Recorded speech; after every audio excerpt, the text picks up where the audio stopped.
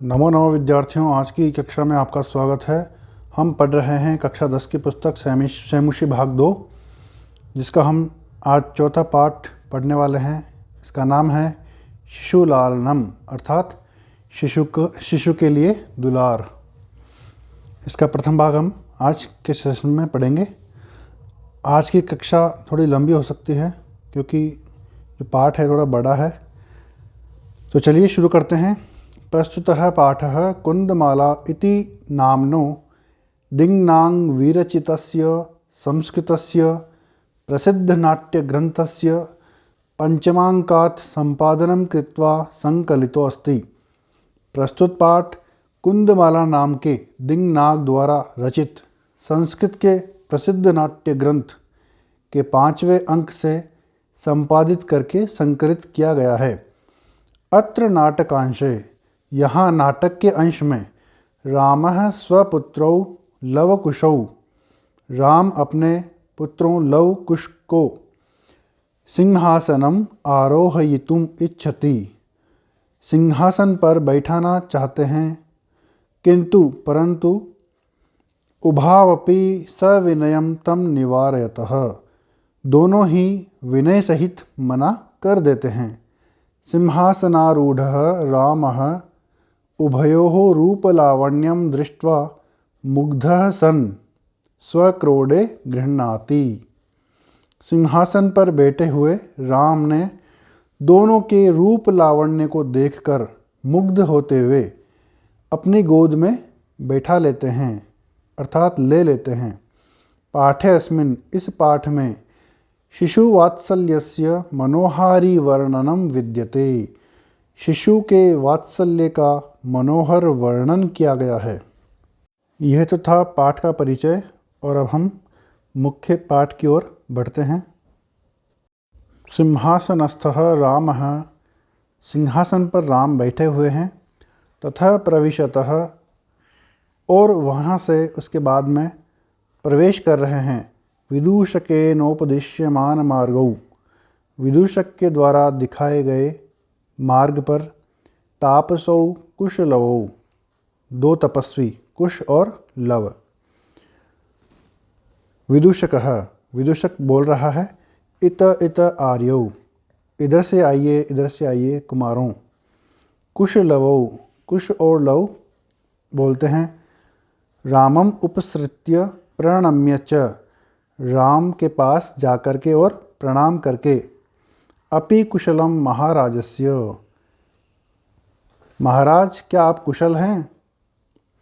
रामः, राम बोल रहे हैं। युष्मद् दर्शनात् कुशलमिव, आप दोनों के दर्शन से कुशल ही हूँ।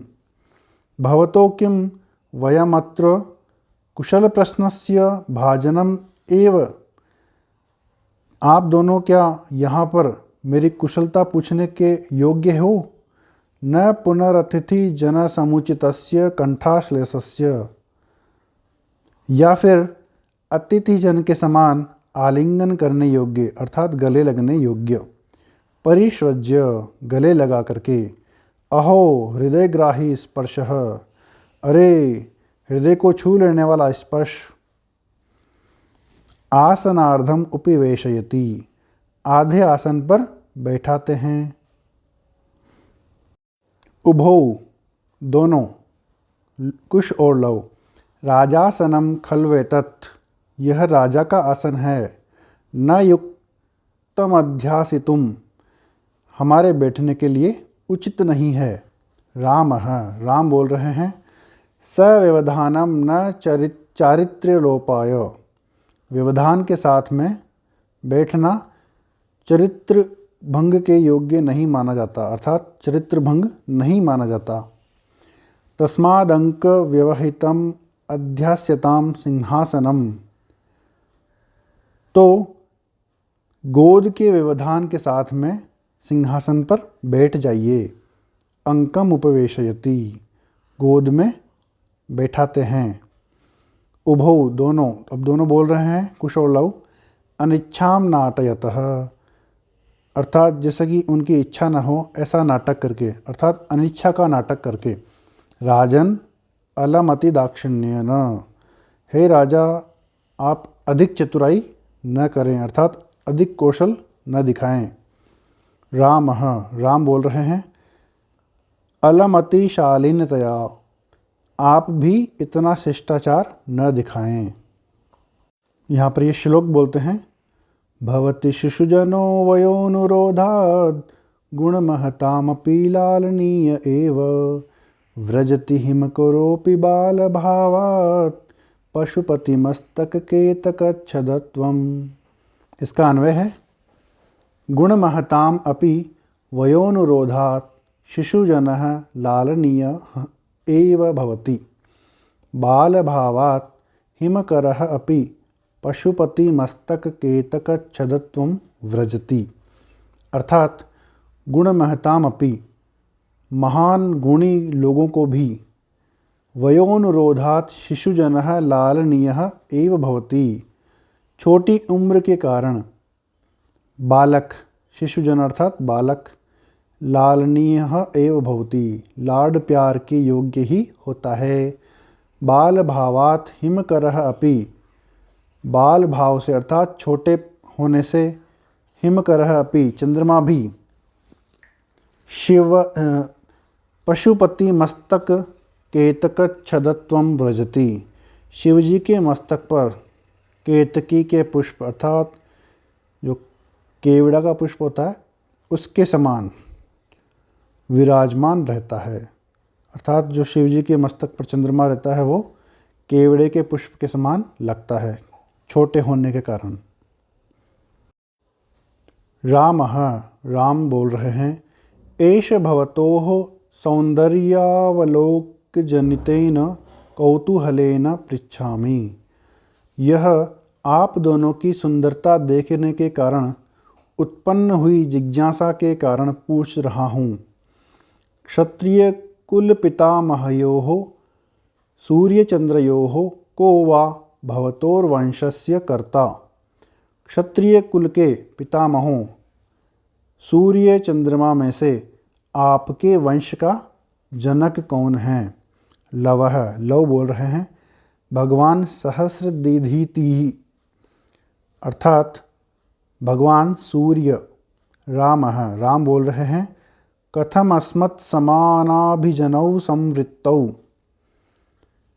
कैसे हमारे समान एक ही कुल में उत्पन्न होने वाले हो गए हो। विदूषकः, विदूषक बोल रहे हैं, किम द्वयोरप्येकमेव प्रतिवचनम, क्या आप दोनों का एक ही जवाब है? विदूषक होता है जो हंसाने का काम करता है नाटक में, अर्थात इंग्लिश में बोले तो जोकर। लवः, लव बोलता है, भ्रातरावाम सौदर्यौ, लव बोलता है कि हम दोनों सगे भाई हैं। रामः, राम बोल रहे हैं, समरूपः शरीर सन्निवेशः, समान रूप वाले शरीर की बनावट वाले हो तुम दोनों। वयसस्तु न किंचिद अंतरम, उम्र का भी कोई अंतर नहीं है। लवः आवाम यमलौ, लव बोल रहा है, हम दोनों जुड़वा भाई हैं। रामः, राम बोल रहे हैं, संप्रतियुज्यते, तब तो ठीक है। किम नामधेयम, क्या नाम है? लवः, लव बोल रहा है, आर्यस्य वंदनायाम लव इत्यात्मानं श्रावयामि, आर्य की वंदना में मैं अपने आप को लव बताता हूँ। कुशम निर्दिश्य, कुश की ओर निर्देश करके या इशारा करके। आर्योपि गुरु चरण वंदनायाम, आर्य भी गुरु चरण वंदना में, अर्थात लव को कुश को बोल रहा है कि आप भी अपना नाम बताइए। तो फिर कुश बोलता है, कुशः अहमपि कुश इत्यात्मानं श्रावयामि, मैं भी अपने आप को कुश ऐसा बताता हूँ। रामः, राम बोल रहे हैं, अहो उदात्तरम्यः समुदाचारः, अरे आपका शिष्टाचार अत्यंत रमणीय है। किम नामधेयो भवतोर्गुरुः, आप दोनों के गुरु जी का क्या नाम है? लवः, लव बोलते हैं, ननु भगवान वाल्मीकि ही, निश्चय ही भगवान वाल्मीकि। रामः, राम बोल रहे हैं केन संबंधेन, अर्थात किस संबंध से। लवः, लव बोल रहे हैं उपनयनोपदेशेन, उपनयन संस्कार से। रामः, राम बोल रहे हैं अहमत्र भवतोः जनकं नामतो वेदितुम् इच्छामि, मैं अब यहाँ आपके पिताजी का नाम जानना चाहता हूँ। लवः, लव बोल रहे हैं नहीं जानाम्यस्य नामधेयम्, उनके नाम को निश्चित ही नहीं जानता हूँ। न कश्चिदस्मिन् तपोवने, और नहीं कोई इस तपोवन में तस्य नाम व्यवहरति, उनका नाम लेता है या उनके नाम को व्यवहार में लाता है। रामः, राम बोल रहे हैं अहो महात्म्यम, अरे कितनी महानता है। कुशः, कुश बोल रहे हैं जानाम्यहं तस्य नामधेयम्, मैं उनके नाम को जानता हूँ। रामः, राम बोल रहे हैं कथ्यताम, तो कहिए। कुशः, कुश बोल रहे हैं निरनुक्रोशो नाम, उनका नाम है निर्दयी। रामः, राम बोल रहे हैं वयस्य, अर्थात मित्र, अपूर्वम खलु नामधेयम्, निश्चय ही अनोखा नाम है। विदूषकः, विदूषक बोल रहे हैं विचिन्त्य, सोच करके। एवं तावत् पृच्छामि, ऐसे ही पूछ रहा हूँ। निरनुक्रोश इति क एवं भणति, निर्दयी ऐसा नाम कौन बोलता है। कुशः, कुश बोल रहे हैं अम्बा, अर्थात माँ। विदूषकः, विदूषक बोल रहे हैं किम कुपिता एवं भणति उत प्रकृतिस्था, क्या क्रोधित होकर के ऐसा बोलती है या स्वभाव से ही।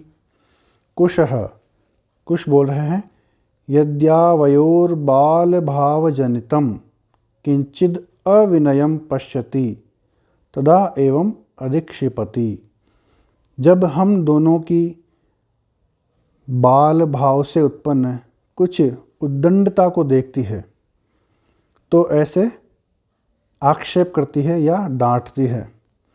निरनुक्रोशस्य पुत्रौ, है निर्दयी के पुत्रों, माँ चापलम इति, उद्दंडता मत करो, ऐसा। विदूषकः, विदूषक बोल रहे हैं एतयोर यदि पितुर्निरनुक्रोश इति नामधेयम्, इनके पिता का यदि निर्दयी नाम है तो एतयोर जननी तेनावमानिता निर्वासिता एतेन वचनेन दारकौ निर्भर्त्सयति, इनकी माता उसके द्वारा अपमानित करके निकाली हुई, उसके द्वारा किसके द्वारा, पति के द्वारा, इस प्रकार के वचन से अपने दोनों पुत्रों को डांटती है। रामः, राम, स्वगतम, मन ही मन, धिंग मामेवं भूतम, ऐसे मुझे धिक्कार है, यानी इस प्रकार के मुझको धिक्कार है। सा तपस्विनी, वह तपस्विनी, मत कृतेनापराधेन, मेरे द्वारा किए गए अपराध से, स्वापत्यमेवं, अपने पुत्रों को इस प्रकार से, मन्युगर्भैरक्षरैर्निर्भर्त्सयति, क्रोध भरे शब्दों से डांटती है। सवाष्पम अवलोकयति, नम भरी आँखों से देखते हैं, अर्थात नम आँखों से देखते हैं।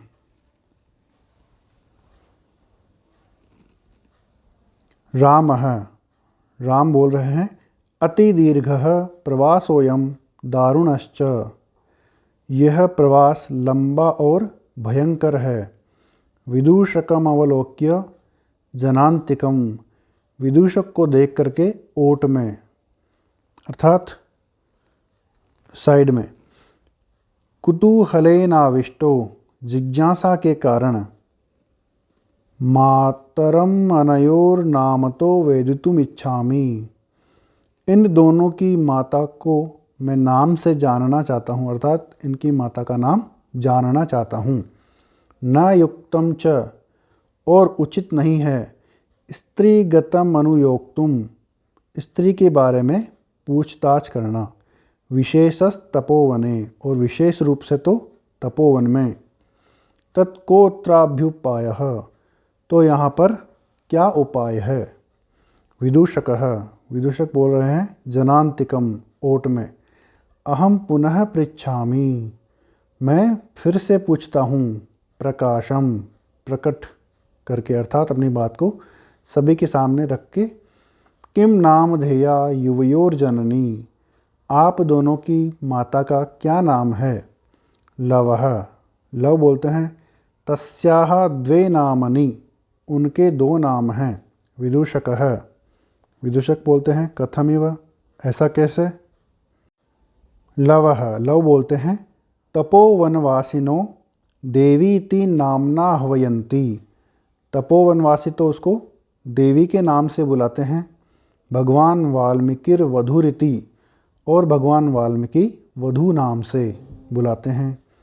राम है, राम बोलते हैं अपि च इतस्तावत् वयस्य मुहूर्तमात्रम, और भी इसके अतिरिक्त कोई नाम है, क्षण भर के लिए इधर आओ। विदूषकः, विदूषक बोलते हैं उपसृत्य, पास में आकर के। आज्ञापयतु भवान, आप आज्ञा दीजिए।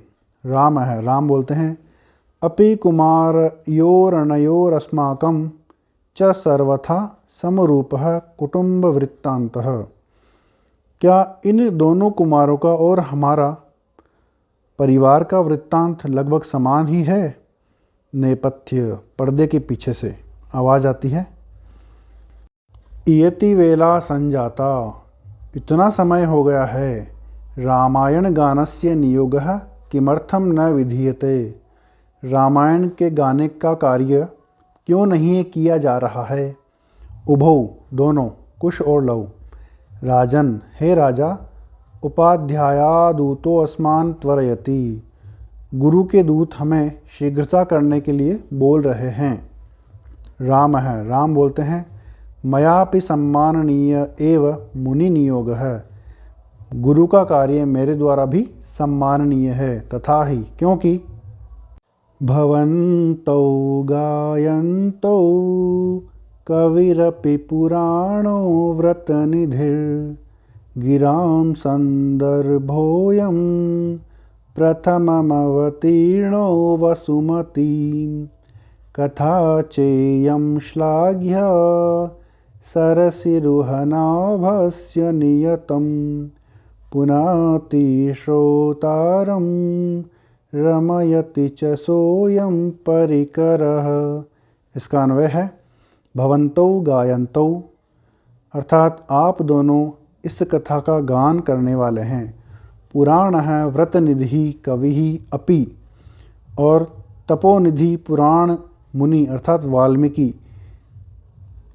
इस रचना के कवि हैं, अर्थात रामायण के रचयिता हैं।